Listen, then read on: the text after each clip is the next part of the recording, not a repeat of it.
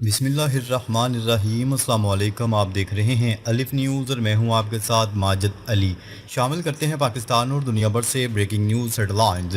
روسی صدر Vladimir Putin کا ڈونلڈ ٹرمپ سے متحدہ عرب امارات میں ملاقات کا عندیہ۔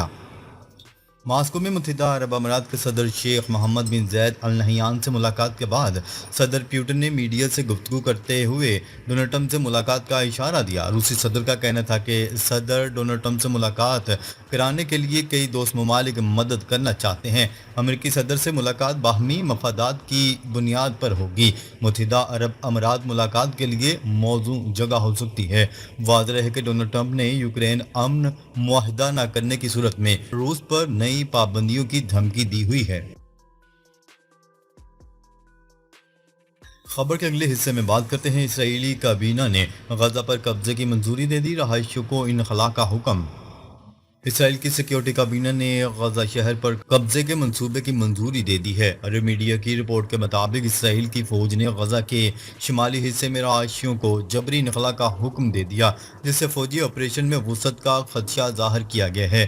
سیکیورٹی کابینہ کے اجلاس سے اسرائیلی وزیر اعظم نے کہا کہ ہم غزہ کے تمام علاقوں سے حماس کو ختم کرنے کا ارادہ رکھتے ہیں۔ اپنی سیکیورٹی کو یقینی بنانے کے لیے غزہ کی آبادی کو آزادی دلانا چاہتے ہیں۔ انہوں نے کہا ہے کہ ہم اس پر تسلط نہیں چاہتے، ہم اسے عرب افواج کے حوالے کرنا چاہتے ہیں جو ہمیں دھمکی دیے بغیر اس پر صحیح طریقے سے حکومت کرے گی اور غزہ والوں کو اچھی زندگی دے گی۔ خبر کے اگلے حصے میں بات کرتے ہیں۔ غزہ پر قبضے کی کوشش کی گئی تو بھاری قیمت چکانا ہوگی، حماس کی اسرائیل کو وارننگ۔ فلسطینی مزاحمتی تنظیم حماس نے اسرائیلی وزیر اعظم نیتن یاہو کی جانب سے غزہ پر مکمل کنٹرول کے بیان کو سختی سے مسترد کرتے ہوئے کہا ہے کہ یہ بیان نسل کشی، جبری بے دخلی اور ذاتی سیاسی مفادات پر مبنی ہے۔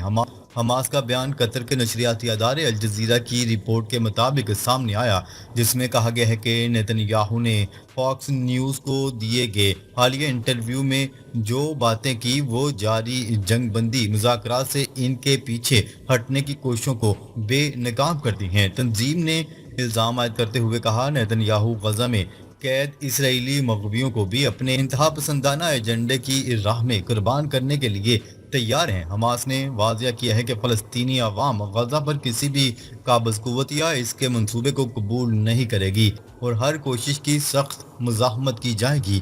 بیان میں مزید کہا گیا ہے کہ اسرائیل کو فلسطینی عوام کے خلاف جارحیت کی بھاری قیمت چکانا پڑے گی اور واضح رہے نیتن یاہو نے فاکس نیوز کو دیے گئے انٹرویو میں کہا تھا کہ وہ غزہ پر مکمل کنٹرول حاصل کرنا چاہتے ہیں تاکہ حماس کو ختم کر کے وہاں کی حکومت عرب ممالک کے حوالے کی جا سکے۔ تاہم اس حوالے سے اسرائیلی کابینہ نے غزہ پر قبضے کی منظوری بھی دے دی ہے اور رہائشیوں کو انخلا کا حکم دے دیا گیا ہے۔ خبر کے اگلے حصے میں بات کرتے ہیں۔ اسرائیلی آرمی چیف نے غزہ شہر پر مکمل قبضے کی مخالفت کر دی۔ اسرائیلی chief of staff lieutenant general Eyal Zamir نے غزہ شہر پر مکمل فوجی قبضے کی مخالفت کر دی۔ قطری نشریاتی ادارے الجزیرہ کی رپورٹ کے مطابق اسرائیلی میڈیا نے بتایا کہ غزہ شہر پر قبضے کے منصوبے کی آرمی چیف ایال زمیر نے مخالفت کی ہے۔ اسرائیلی نشریاتی ادارے کی رپورٹ کے مطابق لیفٹیننٹ جنرل ایال زمیر کا کہنا تھا کہ میں اس اقدام کے خلاف ہوں کیونکہ اس سے یرغمالیوں کی زندگیوں کو خطرہ ہوگا۔ انہوں نے کہا ہے کہ غزہ شہر پر مکمل قبضے سے نہ صرف فوجی تھکاوٹ کا شکار ہوں گے بلکہ اسرائیل کی بین الاقوامی قانونی حیثیت کو بھی نقصان پہنچے گا۔ رپورٹ میں کہا گیا ہے کہ اسرائیلی آرمی چیف نے اس کے بجائے غزہ پٹی کے ایک اضافی گھیراؤ کی تجویز پیش کی ہے۔ اب سے چند گھنٹے قبل اسرائیل کی سیکیورٹی کابینہ نے وزیر اعظم نیتن یاہو کی تجویز پر فلسطین کے شمال میں واقع غزہ شہر کے مکمل قبضے کی منظوری دی۔ نیتن یاہو کے دفتر سے جاری بیان میں کہا گیا ہے کہ اسرائیلی فوج غزہ شہر کے علاقے سے باہر شہری آبادی کو انسانی امداد فراہم کرتے ہوئے قبضے کی تیاری کرے گی۔ اسرائیلی حکومت کے دو ذرائع نے خبرساں ادارے روئٹرز کو بتایا کہ سیکیورٹی کابینہ کی کسی بھی قرارداد کو اب مکمل حکومتی کابینہ سے منظوری درکار ہوگی۔ خبر کے اگلے حصے میں بات کرتے ہیں۔ اسرائیل اور مصر کے درمیان 35 ارب ڈالر کا تاریخی گیس معاہدہ۔ اسرائیل نے اپنی تاریخ کا سب سے بڑا تجارتی معاہدہ مصر کے ساتھ طے کر لیا، جس کے تحت مصر کو 2040 تک تقریباً 130 ارب مکعب میٹر قدرتی گیس فراہم کی جائے گی۔ یہ معاہدہ مصر کی کمپنی بلیو اوشین انرجی کے ساتھ طے پایا ہے، جس کی کل مالیت 35 ارب ڈالر بتائی جا رہی ہے۔ یہ نیا معاہدہ اسرائیل اور مصر کے درمیان موجودہ گیس معاہدے کی توسیع ہے اور خطے میں توانائی کے شعبے میں تعاون کو مزید مضبوط بنانے کی کوشش ہے۔ گیس فراہم کرنے والی اسرائیلی کمپنی نیو میڈ، جو کہ لیواتھن پارٹنرشپ کی قیادت کر رہی ہے، نے اس معاہدے کو اسرائیل کے گیس ذخائر کی دریافت کے بعد سب سے بڑی پیش رفت قرار دیا۔ حکام کے مطابق اس معاہدے سے اسرائیل کی طویل مدتی توانائی ضروریات بھی پوری کی جا سکیں گی۔ خبر کے اگلے حصے میں بات کرتے ہیں۔ بھارت خطے کو دوبارہ جنگ میں جھونکنے کے لیے تیاریاں کرنے لگا اور ایک بار پھر مہلک ہتھیاروں کی بھاری خریداری میں مصروف ہو گیا۔ بھارت کی مودی سرکار نے خطے کے امن کو ایک بار پھر داؤ پر لگا دیا۔ جنگی ساز و سامان کی ایک بڑی خریداری کی منظوری دے کر نئی دہلی نے خطے میں اپنی جنگی تیاریوں کا خطرناک اندیہ دے دیا۔ بھارتی میڈیا کے مطابق مودی حکومت نے 87 مسلح ہیوی ڈیوٹی ڈرونز، 110 سے زائد برہموس میزائلز اور دیگر خطرناک ہتھیاروں کی خریداری کی منظوری دے دی، جن کی مجموعی لاگت 67,000 کروڑ روپے بنتی ہے۔ بھارتی اخبار دی ٹائمز آف انڈیا کے مطابق اس خطرناک عسکری منصوبے کے تحت لسٹ جاری کر دی گئی۔ بھارتی فوج کے لیے تھرمل امیجنگ نائٹ سائٹس، بھارتی بحریہ کے لیے BrahMos fighter control system launcher اور خود مختار سطحی جہاز، بھارتی فضائیہ کے لیے ماؤنٹین ریڈار اور اسپائڈر ہتھیار نظام کی اپ گریڈیشن، C-17 اور C-130J طیاروں کی دیکھ بھال کے فنڈز، S-400 طویل رینج ایئر ڈیفنس سسٹم کی سالانہ مینٹیننس اور ریموٹلی پلیٹڈ ایئر کرافٹ کی خریداری شامل ہے۔ دی ٹائمز آف انڈیا کی رپورٹ کے مطابق آپریشن سندور کے دوران ہوا سے زمین پر مار کرنے والے میزائلوں کی کمی محسوس کی گئی۔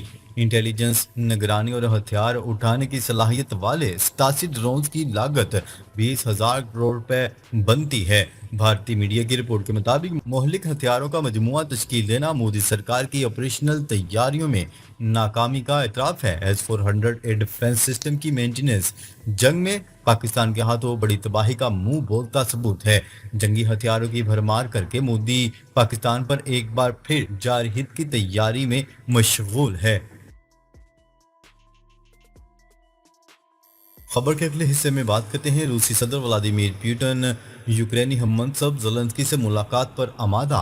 روسی صدر ولادیمیر پوٹن نے یوکرینی صدر سے براہ راست ملاقات پر آمادگی ظاہر کر دی۔ روسی خبرساں ایجنسی کی رپورٹ کے مطابق صدر پوٹن نے ایک بین الاقوامی فورم میں صحافیوں سے گفتگو کرتے ہوئے کہا کہ مجھے زیلنسکی سے ملاقات پر کوئی اعتراض نہیں، اگر ایسی بات چیت سے حقیقی امن کی راہ ہموار ہو تو ہم تیار ہیں۔ ان کا کہنا تھا کہ مذاکرات کے دروازے کبھی بند نہیں ہوتے اور کسی بھی تنازع کا حل بالآخر میز پر بیٹھ کر ہی نکلتا ہے، تاہم یوکرین کو حقیقت پسندانہ موقف کے ساتھ مذاکرات کی میز پر آنا ہوگا۔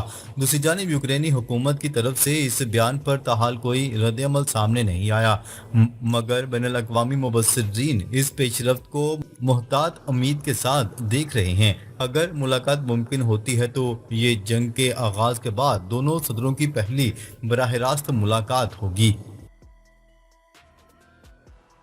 خبر کے اگلے حصے میں بات کرتے ہیں۔ ماسکو میں اجیت دوول کی روسی صدر ولادیمیر پوٹن سے ملاقات۔ بھارت کے قومی سلامتی مشیر اجیت دوول کی روسی صدر ولادیمیر پوٹن سے ماسکو میں اہم ملاقات ہوئی۔ دونوں رہنماؤں کے درمیان ملاقات کی تفصیلات ظاہر نہیں کی گئیں۔ ملاقات امریکی صدر ڈونلڈ ٹرمپ کی جانب سے روس سے تیل خریدنے کی وجہ سے بھارت پر اضافی ٹیرف لگانے کے تناظر میں کی گئی ہے۔ ناظرین، اب تک کے لیے اتنا ہی۔ مزید خبریں لے کر بہت جلد آپ کی خدمت میں حاضر ہوں گے۔ تب تک کے لیے اپنا خیال رکھیے گا۔ اللہ نگہبان۔